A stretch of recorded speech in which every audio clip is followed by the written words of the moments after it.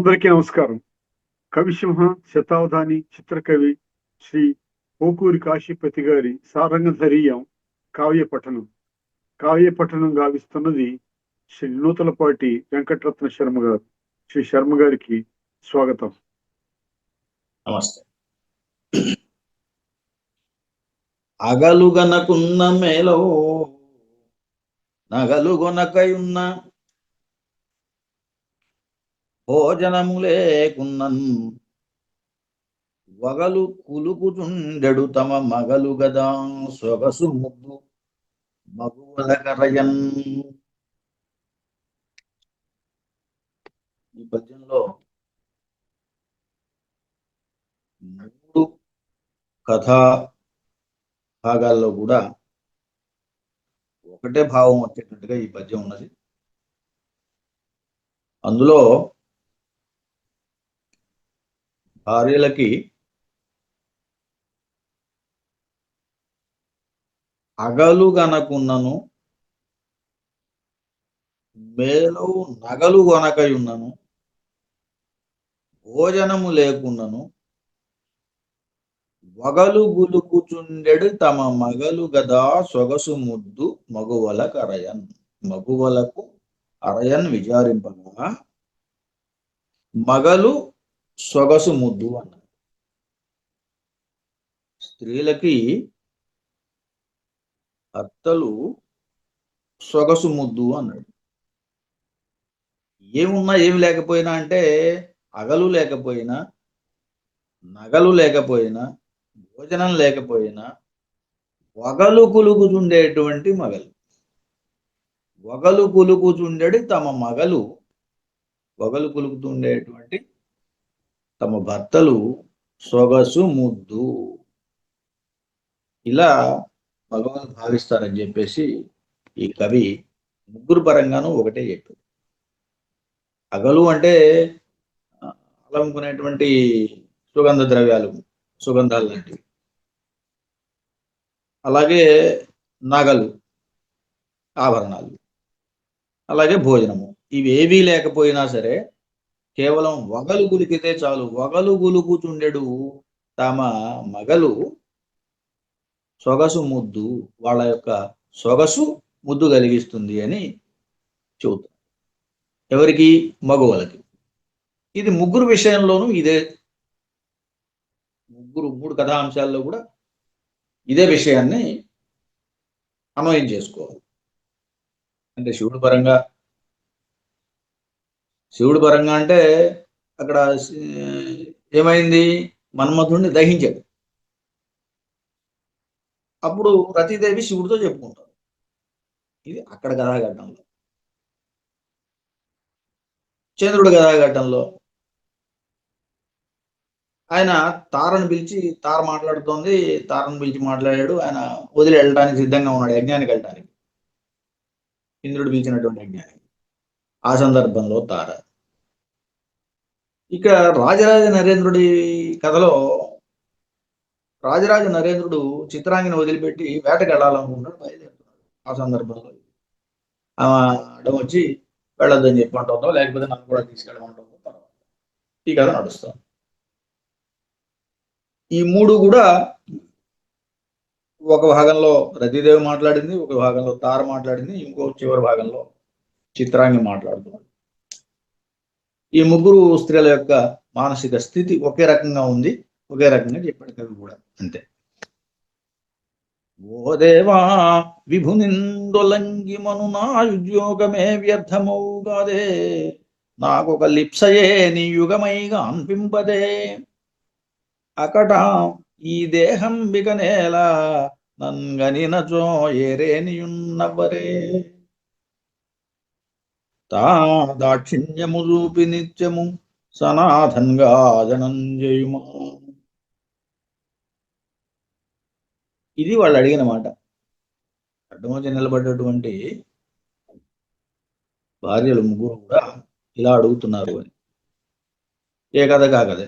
శివుడి భాగంలో రతీదేవి ఏమడుగుతుందో చూద్దాం.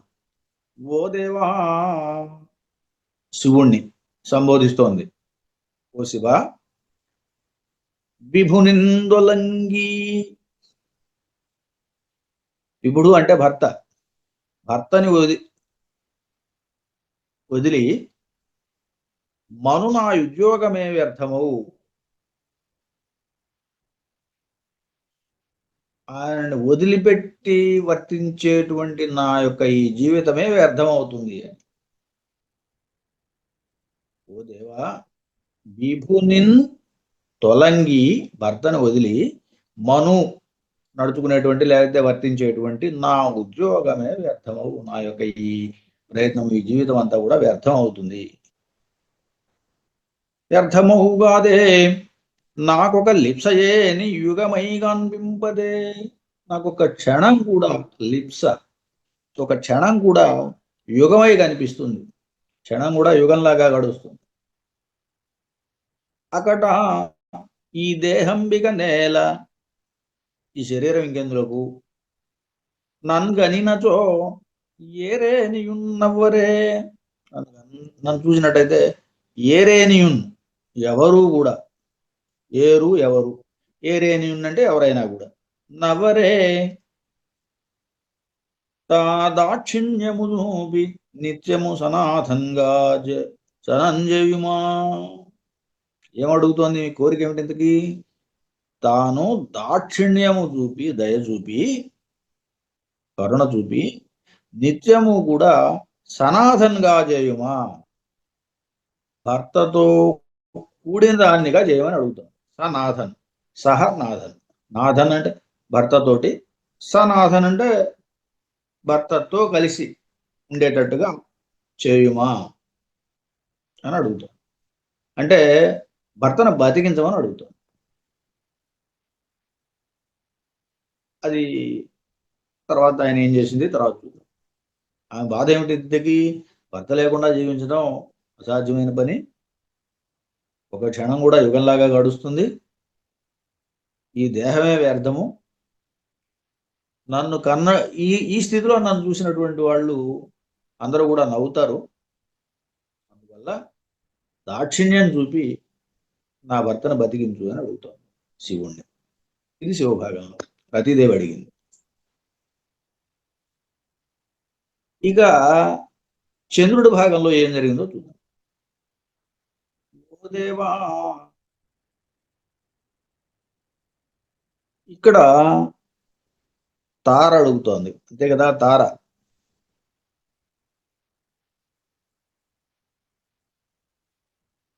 విభున్ నిందొలంగి, భర్తవైన నిన్ను తొలంగి. విభునిన్ అనేది ఇక్కడ ఇందాక విభునిన్ అంటే భర్తని అని ఒకే విధంగా చెప్పాం, ఇక్కడ రెండు పదాలుగా విడగొట్టుకుని విభున్ భర్తను, నిన్ను తొలంగి మును నా ఉద్యోగమే వ్యర్థమవు, నిన్ను వదిలిపెట్టి వెళ్ళడం, నిన్ను వదిలిపెట్టి ఉండటం అనేటువంటి ఇది నాకు వ్యర్థం అవుతుంది, నా ఉద్యోగమే వ్యర్థమవు, నా పని అంతా కూడా వ్యర్థమైనట్టే. నాకొక లిప్సయేని యుగమవు, యుగమై కనిపింపదే, ఒక క్షణం కూడా ఒక యుగంలాగా కనిపిస్తుంది. అగటా ఈ దేహంబిక నేల నన్గనినచో ఏరేనియున్నవరే, ఇది ఎక్కడ ఒకటే మళ్ళీ, ఈ దేహము ఏల వ్యర్థము, నన్ను గనినచో ఈ రేనియున్నవరే, ఎవరైనా కూడా ఏరేనియున్నవరే, ఎవరైనా కూడా నవ్వుతారు కదా. తా దాక్షిణ్యము చూపి నిత్యము సనాథంగా చేయుమా. ఇందులో ఏమడుగుతోంది, ఎప్పుడూ కూడా సనాథనగా చేయము నన్ను అని తార అడుగుతున్నది. అది ఇప్పుడు తను సనాథే, భర్తతో కలిసి ఉన్నది, కానీ ఈ సనాథన అంటే ఏమిటంటే ఎప్పుడూ కలిసి ఉండేటట్టుగా, ఎడబాటు లేకుండా, ఆయన ఎక్కడో ఒక్కడే వెళ్లకుండా, ఈమెను ఒక్కదాన్నే ఉంచకుండా, సనాథను అంటే అది ఇక్కడ కలిసి ఉండేటట్టుగా, పతి సహితముగా చనంబోనట్లుగా చేయుమా వనరించుమా అని అడుగుతారు. నిన్ను వదిలిపెట్టకుండా నన్ను ఉండేటట్టుగా, నీతో పాటు నన్ను తీసుకెళ్లేటట్టుగా చేయమని, వదిలిపెట్టకుండా ఉండమని. ఇది ఈ భాగంలో తార బృహస్పతిని అడిగింది. ఆయన యజ్ఞానికి వెళ్తున్నాడు ఇంద్రుడి దగ్గరికి. సరే, నన్ను వదిలిపెట్టి వెళ్ళొద్దు, నేను కూడా వస్తాను అని అడగటం ఒక రకంగా.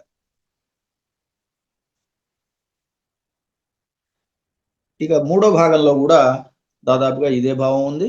ఓ దేవా బిభు నిందొలంగి, భర్తమైనటువంటి నిన్ను వదిలిపెట్టి మను నా ఉద్యోగమే వ్యర్థం, ఆ రకంగా నిన్ను వదిలిపెట్టి ఉండటం అనేటువంటి జీవితమే వ్యర్థం అవుతుంది. ఒక లిప్సయ్యేని యుగమై కాన్పింపదే, ఒక్క క్షణం కూడా యుగంలాగా కనిపిస్తుంది. అకట ఈ దేహంబిక నేల నన్ను కనినచో ఏరేని ఉన్నవరే, ఎప్పటిలాగానే ఈ శరీరం వ్యర్థం. ఇలాంటి స్థితిని కనుక చూస్తే ఎవరైనా నవ్వుతారు. తాదాక్షిణ్యము చూపి, దాక్షిణ్యాన్ని ప్రదర్శించి నిత్యము సనాతనగా జనం చేయుమా, ఎప్పుడు కూడా నీతో కలిసి ఉండేటట్టుగా చేయి, నన్ను వదిలిపెట్టి వెళ్ళొద్దు, వెళ్ళాల్సి వస్తే నన్ను కూడా తీసుకెళ్ళు, దీని భావం.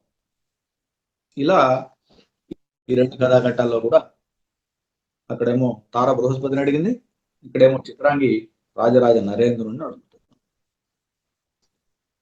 అనుచు నెనలేని దుఃఖము గొనుచు జోటిగా పటమున ఏకతారగా గారుచున్న కంటి నీరు దుడుచుకొనుచుండగాంచి ఇట్లనే పేర్మినా ఇంటి తోడా.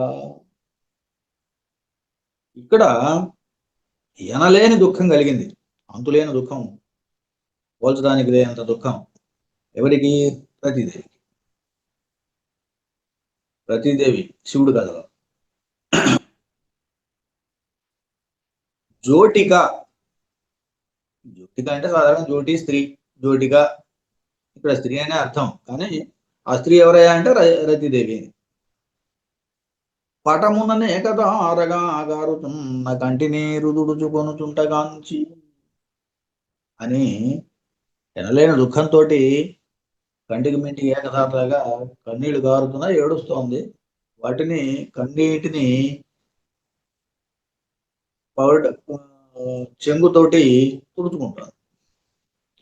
పటమున అంటే వస్త్రం, పటమున ఏకధారగా కారుతున్న కంటి నీరు తుడుచుకోవచ్చు, కంటి నీరుని తుడుచుకుంటోందిట. అది చూసి ఈశుడిట్లనే పేర్మిన ఇంటి తోడ.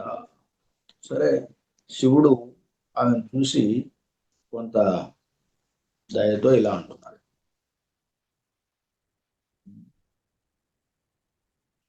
ఇక్కడ ఈ రకంగా ఏడుస్తూ కంటి నీరుని పైన ఉన్నటువంటి వస్త్రంతో తుడుచుకోవడంతో, అంటే పవిడి జేముతో తుడుచుకోవడంతో చూసి కొంత కరుణ కలిగినటువంటి వాడు శివుడు ప్రతిదేవుతో ఇలా అంటున్నాడు అని ఈ పద్యం. ఇది ఈ కథలో గనక, చంద్రుడి కథలో కనుక చూసినట్టయితే, అనుచున ఎనలేని దుఃఖము గొనుచు జోటి, జోటి వరకు విడగొట్టాం, ఇందాక జోటిక వరకు విడగొట్టాం. జోటిక అన్న కూడా స్త్రీనే, జోటి కూడా స్త్రీ శబ్దమే, స్త్రీ అనే. కాకపోతే ఇక్కడ సందర్భాన్ని బట్టి అక్కడ నాయక పేరు రతీదేవి అని చెప్పుకున్నాం, ఇక్కడ నాయక పేరు తార అని చెబుతున్నాం. జోటి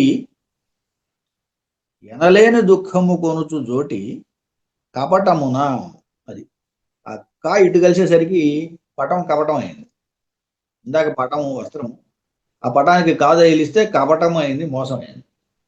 కపటమున కృత్రిమైనటువంటి భావావేశం, కృత్రిమమైనది, కల్పితమైనది. కపటమున ఏకధారగా కారుతున్న కంటి నీరు తుడుచుకోవచ్చు, ఏడుస్తోంది, ఆ ఏడుపుని మరి కంటి నీరు తుడుచుకొని ఉంటుంది కాంచి, అది చూసినటువంటి వాడై ఈశుడిట్లనే పేర్మిన ఇంటి తోడా. పై దాంట్లో ఈశుడు అంటే ఏం చెప్పాం? శంకరుడు అని చెప్పాం, శివుడు. ఇక్కడ ఈశుడు అంటే భర్త, ఎవరు? ఆయన బృహస్పతి, గురువు గారు. బృహస్పతి ఏడుస్తున్నటువంటి భార్యతోటి, తారతోటి ఇలా అంటున్నాడు. ఏమంటున్నాడో తర్వాత. అలాగే రాజరాజ నరేంద్రుడి కథాఘట్టంలో కూడా ఎనలేని దుఃఖము గొనుచు జోటి ఆ స్త్రీ ఎవరు, చిత్రాంగి, ఎనలేని దుఃఖం కలిగినటువంటి ఆ దుఃఖంతో ఆ చిత్రాంగి కపటమున ఏకధారగా కారుచున్న కంటినీరు తుడుచుకొనుచుంట కాంచి, కపటంతో కంటి నీళ్లు వస్తున్నట్టుగా నటిస్తూ వాటిని తుడుచుకుంటున్నట్టు కనిపిస్తూ ఉన్నటువంటి ఆ చిత్రాంగిని చూచి ఈశుడు ఇట్లనే రాజరాజ నరేంద్రుడు ఇలా అన్నాడట ఆ ఇంటి తోడా. ఏమన్నాడో చింతయలే జాలి చెందితి శీఘ్రమే అరుగుదెంచువాడ అతను లీల మరుని సుఖము నుంచి గునుతు నికువమిది యువతి సంతసముననుండగదవే.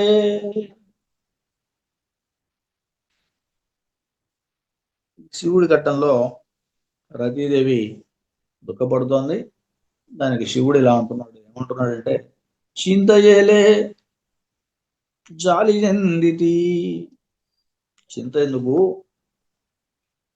జాలి చెందాను నీ మీద, శీఘ్రమే అరుగు తెంచు ఆడను, నేను వేగమే వస్తాను, శీఘ్రమే అరుగు తెంచువాడను, వెంటనే వస్తాను. అతను లీల మరుని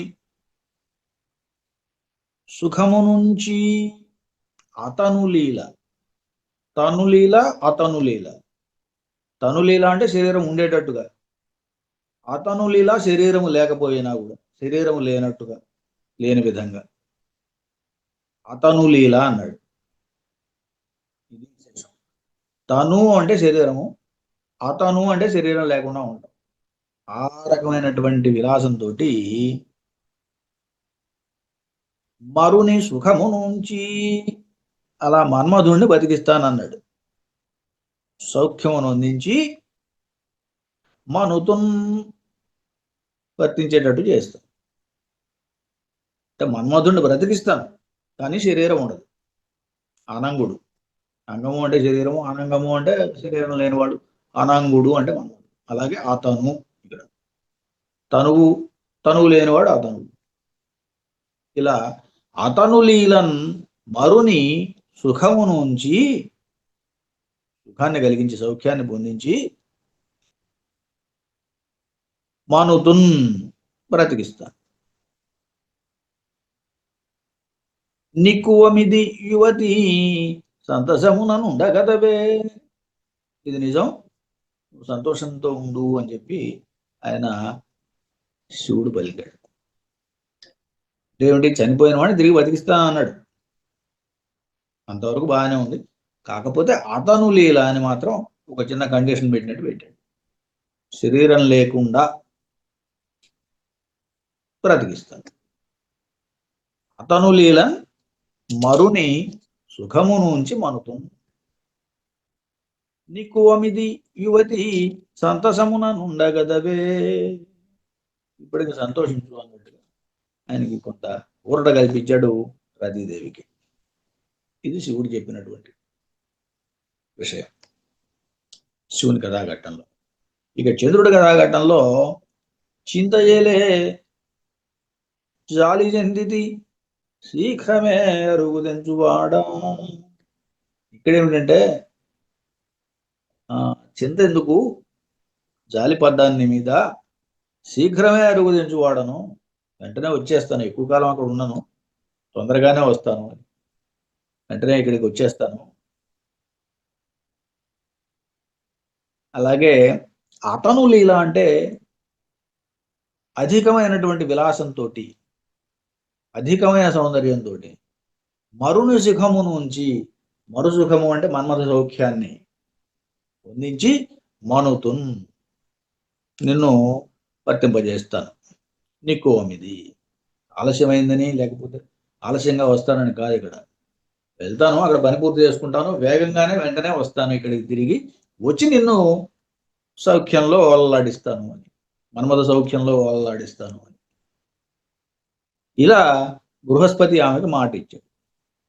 అప్పటి వరకు కూడా నిక్కువమిది యువతి సంతసముననుండగదే, అప్పటి వరకు కూడా చక్కగా సంతోషంతో ఉండు అని, వస్తాను, నిజము, నిక్కువము, వెంటనే వస్తాను అని దేవకార్యం మీద వెళ్తాడు, యజ్ఞం చేయిస్తాడు. వెంటనే తిరిగి వస్తాను, వచ్చిన తర్వాత నిన్ను మన్మథ సౌఖ్యంలో తేలియాడిస్తాను అని చెప్పి ఒక మాట చెప్పి, ఇది నిజము, సంతోషంతో ఉండు అని చెప్పి అన్నాడు బృహస్పతి తారతోటి. ఆ తర్వాత రాజరాజ నరేంద్రుడి కథాఘటనలో కూడా చిత్రాంగిని సరిగ్గా ఇలాగే సమాధానపరిచాడు రాజరాజ నరేంద్రుడు. చింతయేలే జాలి చెందితి, శీఘ్రమే అరుగుదెంచువాడా, వెంటనే తిరిగి వస్తాను. ఈయన ఎక్కడికి వెళ్తున్నాడు? వేటకి వెళ్తున్నాడు. ఆమె వెంటనే వస్తానంది కదా, వద్దంటున్నాడు. వేటకెందుకు, నేను వెంటనే తిరిగి వస్తాను అని. అతను లీల అధికమైనటువంటి విలాసంతో మరును సుఖము ఉంచి మనుతున్. అధికమైన విలాసంతో మరు సౌఖ్యాన్ని, మన్మథుని యొక్క సౌఖ్యాన్ని, మన్మథ సౌఖ్యాన్ని పొందించి మనుతును వర్తింపజేస్తాను. నికోమిది యువతి సంతోషమున ఉండగలగే అని ఆయన కూడా సమాధానపరిచాడు రాజరాజ నరేంద్రుడు. ఇలా 3 గజల్లో కూడా ఇది నడుస్తున్నట్టుగా కనిపిస్తుంది. అనుచు హితముగా దరిచేర్చుకొనియునొప్పు తీరు నడువుచు నోదార్చి తేజమెసగునట్టునందు విలాసిని మనగజేసి తరలి తత్సవనాచలాంతరం. అనుచు హితముగా దరిచేర్చుకొనియు ఒప్పు తీరు నొడువుచు ఓదార్చి తేజమెసగు నట్టునందు విలాసిని మనగజేసి తరలి తత్సవనాచలాంతరముదొచ్చెన్. ఇట్లా శివకథా భాగంలో రతీదేవిని నీ భర్త అయినటువంటి మన్మధుణ్ణి బ్రతికిస్తాను అని చెప్పాడు. అనుచు హితముగన్ దరిచేర్చుకొనియు ఒప్పు తీరు నొడువుచు ఓదార్చి. ఒప్పు తీరు నడువుచు, ఒప్పైన విధంగా మాట్లాడుతూ ఓదార్చి తేజమెసగు నట్టునందు విలాసిని మనగజేసి. తేజమెసగు తేజం ఒప్పేటువంటి నట్టునందు అని. నట్టు అంటే నివాసము అని, ఇల్లు, గృహం అంటే. నట్టు అనేది అర్థం తెలుగు పదం. నట్టు అనే దానికి అర్థం నివాసము అని. నట్టునందు విలాసిని అనే పదానికి కూడా మన్మధుడు అని అర్థం. విలాసిని విలాసాన్ని కలిగించేవాడు అని. సాధారణంగా శ్రీవాచకంలా కనిపిస్తోంది, కానీ ఇక్కడ మన్మధుడు అని అర్థం. విలాసిని, మన్మధుని మనగా చేసి బ్రతుకున్నట్లుగా అనరించి తరలి మళ్ళీ బయలుదేరి తత్ సవనాంచల అంతరమునన్ చొచ్చెన్. ఆ యొక్క సవన అచల అంతరం, సవన అచల అంతరం, వనంతో కూడినటువంటి సవన అచల అంతరం. ఇది అచలం అంటే పర్వతం, అంతరం అంటే పర్వతం లోపలికి అని. అచలాంతరము. సవన అంటే వనంతో కూడుకున్నటువంటి పర్వతం యొక్క అంతర్భాగంలోకి చూచాడు అని. వెళ్ళాడు ఆయన తపస్సు చేసుకోవడానికి. ఆ పదం అది. సవన అచలాంతరము చొచ్చెన్, ప్రవేశించను. అనుచున్ హితముగా దరిచేర్చుకొనియు, దగ్గరికి తీసుకుని ఒప్పు తీరు నడువుచు, తగిన విధంగా మాట్లాడుతూ, ఒప్పైన విధంగా ఒప్పు విధంగా ఓదార్చుచు తేజమెసగ తేజమెసగునట్టునందు ప్రకాశవంతమైనటువంటి ఆ యొక్క నివాసములో విలాసిని మనగజేసి మన్మధుణ్ణి బ్రతికేటట్టుగా చేసి తరలి అక్కడి నుంచి బయలుదేరి తత్ సవన అచలాంతరము వచ్చన్ వనాలతో కూడిన అంటే అడవులతో కూడినటువంటి పర్వతం యొక్క అంతర్భాగమునకు ప్రవేశించను. హిమాలయాల లోపలికి వెళ్ళాడు తపస్సు చేసుకోవడానికి, మళ్ళీ యోగ సిద్ధి కోసం. ఇది శివుడు కథ అంశంలో. మొత్తానికి మన్మధుడిని బతికించాడు దీని విషయంలో. కాకపోతే ఆయన అన్నట్టు అనంగుడుగానే బ్రతికించాడు. అందుకే భావజుడు ఆత్మజుడు అంటారండి. శరీరం లేదు కాబట్టి ఆత్మ నుంచి మనసులో పుట్టినవాడు అని మనసిజుడు, ఆత్మజుడు, భావజుడు ఇలాంటి పేర్లన్నీ వచ్చినాయి అందువల్ల. తర్వాత చంద్రుడి కథాఘట్టంలో అనుచు హితముగా దరి చేర్చుకొని భార్యను దగ్గర తీసుకున్నాడు ఆయన. ఎవరు? బృహస్పతి. హితముగా దరి చేర్చుకొని ఒప్పు తీరు నడువుచు చక్కగా అందమైన విధంగా కొంచెం మాట్లాడుతూ పలుకుతూ ఓదార్చి దగ్గర తీసుకుని ఓదార్చాడు. తేజమెసగు నట్టునందు విలాసిని మనగజేసి ఆ ప్రకాశవంతమైన ఆ నట్టు నివాసంలో విలాసినిన్, ఇక్కడ విలాసిని అంటే విలాసవంతురాలైనటువంటి అని భార్యనే అనే అర్థం. ఇక్కడ విలాసిని మనగజేసి వర్తింపజేసి ఉండేటట్టుగా చేసి తరలి అక్కడి నుంచి బయలుదేరి తత్సవనా జలాంతరముదొచ్చన్. సరే ఆమె ఏడుస్తోంది, చెప్పాల్సింది చెప్పాడు, దగ్గర తీసుకున్నాడు, వెంటనే వస్తానని చెప్పాడు. ఇవన్నీ చెప్పిన తర్వాత కాస్త ఓదార్చి ఆ ఇంట్లో ఉండేటట్టుగా చేసి అక్కడి నుంచి తాను బయలుదేరి సవనాచలాంతరము వచ్చాడు. సవనము అంటే యజ్ఞం, యజ్ఞవాటిక. సవనాచలం అంటే సవనాచలాంతరము వచ్చాడు. ఆ యజ్ఞవాటికి వెళ్ళాడు. ఇంద్రుడు చేసేటువంటి యజ్ఞవాటిక ఏదైతే ఉందో ఆ యజ్ఞం చేయడానికి ఆ యజ్ఞవాటికకి ఆయన వెళ్ళాడు. సవనము అంటే యజ్ఞము. ఇందాక స వనము, వనంతో కూడింది అని చెప్పుకున్నాము. ఇక్కడ సవనము అంటే యజ్ఞము. ఇది ఇందులో ఉన్నటువంటి తేడా. సో ఈ రకంగా ఆయన యజ్ఞం ఎక్కడైతే జరుగుతుందో, ఎక్కడైతే తలపెట్టాడో అక్కడికి ఈయన బయలుదేరి వెళ్ళాడు. భార్యను వదిలి తారని ఇంటి దగ్గర. ఇక తర్వాత రాజరాజ నరేంద్రుడి కథాఘట్టంలో కూడా అనుచు హితముగా దరిచేర్చుకొని భార్యను దగ్గర తీసుకుని ఒప్పు తీరు నడుచు తగిన విధంగా అందంగా మాట్లాడుతూ ఓదార్చి తేజమెసగు నట్టునందు అక్కడ ఉండేటువంటి అంతఃపురంలో ఆ విలాసమైనటువంటి ఇంటిలో విలాసిని మనగజేసి ఆ భార్యని ఉండేటట్టుగా చేసి వర్తింపజేసి అక్కడ నుంచి ఎవరు ఇక్కడ రాజరాజ నరేంద్రుడు చిత్రాంగిని ఆ ఇంట్లో దగ్గర తీసుకున్నాడు, ఓదార్చాడు. ఆ తర్వాత ఇంట్లో ఉండమని అక్కడ వర్తింపజేసి అట్లా ఉండేటట్టుగా చేసి తరలి అక్కడి నుంచి బయలుదేరి తత్సవనాచలాంతరం. ఈయన మృగార్థం వెళ్తున్నాడు, వేట కోసం వెళ్తున్నాడు. వేట కోసం వెళ్తున్నాడు కాబట్టి ఇక్కడ స వనాచలము. ఇక్కడ మళ్ళీ అడవులతో కూడుకున్నాయి. వనము అంటే అడవులు, స వనం అడవులతో కూడుకున్నటువంటి పర్వత ప్రాంతాలకి వేట కోసం వెళ్ళాడు ఆయన. అచలాంతరం వచ్చేస్తున్నాడు. ఈ రకంగా ఈయన కూడా అడవికి వేటకు వెళ్ళాడు.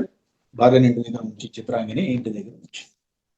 ఇలా 3 కథల్లో కూడా ముగ్గురు వాళ్ళ భార్యలు అక్కడ ఉంచేసి బయటకు వెళ్ళారని చెబుతాం ఈ 2 కథల్లో. మొదటి కథ అయితే మాత్రం మన్మధుడిని బ్రతికించి శివుడు వెళ్ళాడని చెప్పారు. తర్వాత 2 కథల్లో మాత్రం తార ఇంటి దగ్గర నుంచి బృహస్పతి వెళ్ళాడు. అలాగే ఇక్కడ చిత్రాంగిని ఇంటి దగ్గర నుంచి రాజరాజ నరేంద్రుడు వేటకు వెళ్ళాడు.